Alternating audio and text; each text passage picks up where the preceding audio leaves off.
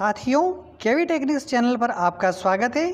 अगर आप मध्य प्रदेश से हैं या मध्य प्रदेश के कर्मचारी हैं तो आप चैनल को फटाफट सब्सक्राइब कर दीजिए और पास वाली बेल पर प्रेस कर दीजिए, जिससे जब भी वीडियो अपलोड किया जाएगा सबसे पहले आपको प्राप्त होगा।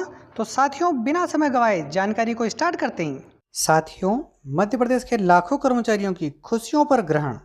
बड़ी खबर भोपाल से लगी है। दीपावली के पहले प्रदेश के 7.5 लाख कर्मचारियों को वेतन व एरियर से मिलने वाली राशि खटाई में पड़ गई है। सरकार ने यह तय किया था कि 40,000 रुपये मासिक वेतन पाने वाले कर्मचारियों को बिना ब्याज के 10,000 रुपये त्यौहार पर अग्रिम देंगी। 7 वेतनमान की एरियर की तीसरी किस्त की 25% राशि भी दी जाएगी।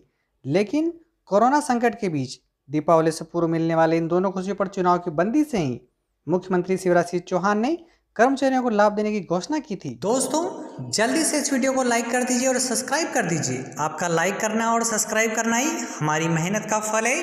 प्रदेश में विधानसभा उपचुनाव का दौर चल रहा है। ऐसे आज वोटिंग हो रही है, लेकिन फिर भी लाभ वाला काम के लिए चुनाव आयोग से अनुमति लेना पड़ती है। इसलिए कर्मचारियों को लाभ देने से जुड़े प्रस्ताव चुनाव आयोग को दिल्ली भेज दिया गया है, जिससे अनुमति नहीं मिली है।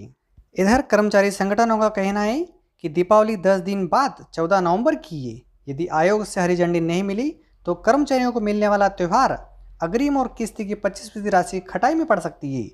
मध्य प्रदेश वित्त विभाग के अधिकारियों से मिली जानकारी के मुताबिक सामान्य प्रशासन विभाग से कर्मचारियों को त्यौहार अग्रिम और एरियर की 25% राशि देने की फाइल आई थी।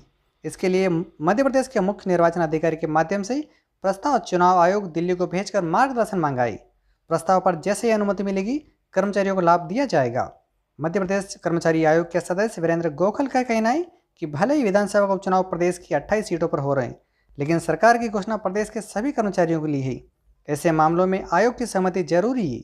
वीरेंद्र गोखल का कहना है कि सरकार को लाभ देना ही था तो चुनाव की तारीखों को पहले घोषणा की जानी थी, ताकि अब तक लाभ मिल जाता। अब कम समय बचा है और दीपावली नजदीक है। मध्य प्रदेश कर्मचारी अधिकारी संयुक्त मोर्चा के संरक्षक भुवनेश कुमार पटेल का कहना है कि सरकार की घोषणा के बाद कर्मचारियों की उम्मीदें बढ़ गई थी। यदि लाभ नहीं मिला तो वो मायूस हो जाएंगे। वहीं अन्य कर्मचारी संगठनों ने पूर्व ही उक्त दोनों लाभों से अलग अलग प्रतिक्रिया दी थी। उनका कहना था कि बिना ब्याज के त्यौहार स्पेशल तुरंत तो मिल जाएगा, बाद में कर्मचारियों के वेतन से कटौती होगी। वहीं एरियर की राशि जीपीएफ में जाएगी, उसे तुरंत निकाल पाना मुश्किल होगा। एक तरह से देखा जाए तो कर्मचारियों को बड़ा लाभ नहीं होगा। रिटायरमेंट के 2 महीने पहले जारी हुई रिलीविंग बड़ी और विशेष खबर।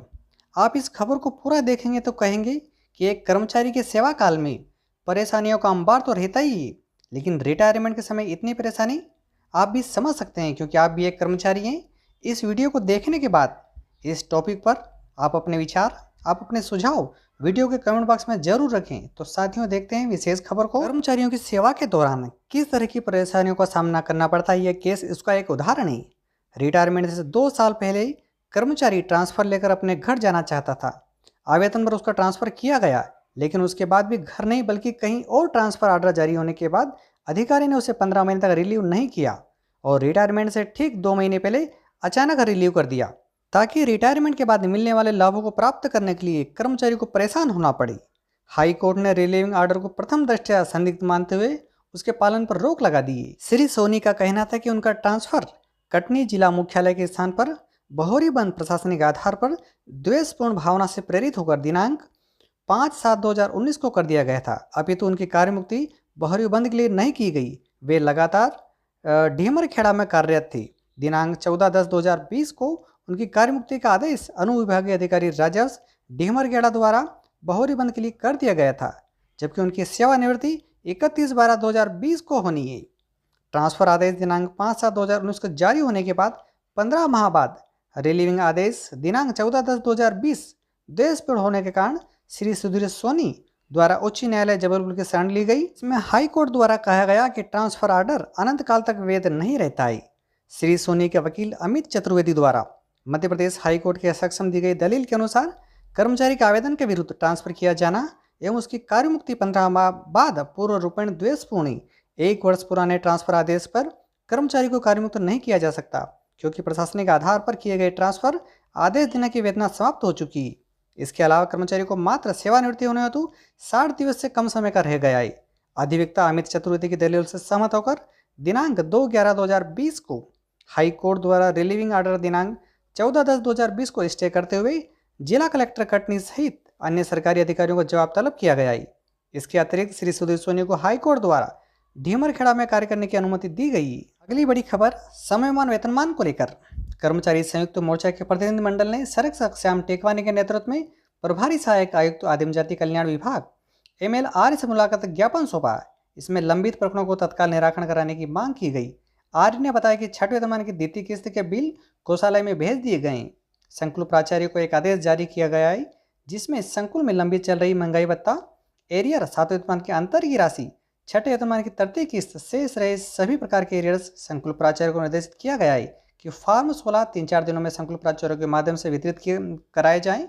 समयमान वेतनमान के लिए कार्य प्रगति पर है, जल्दी इसके आदेश जारी किए जाएंगे। आखिरी और बड़ी खबर, कर्मचारियों को ऐसे किया जा रहा है प्रताड़ित, 3 महीनों में 300 आदेश।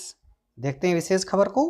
प्रदेश के सरकारी विभागों में स्कूली शिक्षा एकमात्र ऐसा महकमा है जिसमें कई शाखाएं हैं और उनका कामकाज भी अलग अलग है। इन सब के आदेश मानना शिक्षकों के लिए अग्नि परीक्षा से कम नहीं है।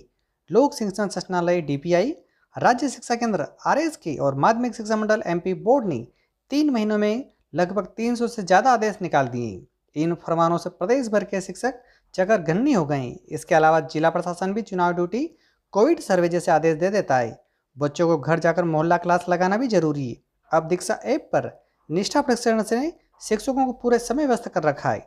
शिक्षकों को हर दिन कम से कम 4 से 5 घंटे देना पड़ रहे हैं। त्रस्त शिक्षकों का कहना है कि आला अफसरों ने शिक्षा विभाग को प्रयोगशाला बना दिया है। ऐसा ही चलता रहा तो वे शारीरिक और मानसिक रूप से बीमार हो जाएंगे। कोरोना काल और त्योहारों के मद्देनजर नए फरमानों पर रोक लगाई जाना चाहिए। AM शिक्षा मित्र ऐप पर हाजिरी लगाने से लेकर तमाम जानकारी अपलोड करने के बाद अब दीक्षा ऐप पर नित नए प्रशिक्षण से शिक्षक परेशान हैं। शिक्षकों को ताकीद किया गया है कि जनवरी 2021 तक दीक्षा ऐप को लॉग आउट नहीं करें, क्योंकि इस पर निष्ठा प्रशिक्षण जनवरी तक लगातार चलेगा। इस बारे में समग्र शिक्षक संघ के प्रांताध्यक्ष सूरज चंद दुबे का कहना है कि अधिकारी मनमाने आदेश जारी कर देते हैं। शिक्षकों से न सिर्फ जरूरत से अधिक काम ले रहे हैं, बल्कि उनका सम्मान भी नहीं किया जा रहा है। ये इसे सीधी बात में इन प्रश्नों के जवाब दिए गए। निष्ठा प्रशिक्षण के समय को लेकर शिक्षकों में नाराजगी है। इसमें नाराज नहीं होना चाहिए। यह प्रशिक्षण केंद्र सरकार द्वारा पूरे देश में चलाया जा रहा है। अगला प्रश्न, प्रशिक्षण में इतना समय क्यों लग रहा है? भविष्य में NCERT की बुक्स की स्कूलों में पढ़ाई जाएगी, उसी को लेकर यह प्रशिक्षण है। अगला प्रश्न, शिक्षकों का कहना है कि उन्हें कई प्रकार के कामों में उलझा कर रखा जाता है। जवाब, भोपाल में 5000 शिक्षक हैं और उनमें से बमुश्किल 100 शिक्षक ही दूसरे कामों में शामिल है। बाकी शिक्षकों को केवल पढ़ाने का काम दिया है। दोस्तों, वीडियो के इस टॉपिक पर अपने विचार व्यक्त करना ना भूलें। जाते जाते इस वीडियो को लाइक कीजिए और इस चैनल को सब्सक्राइब कीजिए व पास वाली बेल पर प्रेस कीजिए, जिससे जब भी वीडियो अपलोड किया जाएगा सबसे पहले आपको प्राप्त होगा। इस चैनल के अगर अदर वीडियो देखना चाहते हैं तो वो भी आपके सामने चल रहे हैं, उनको देखिए और अधिक से अधिक शेयर कीजिए। Thank you.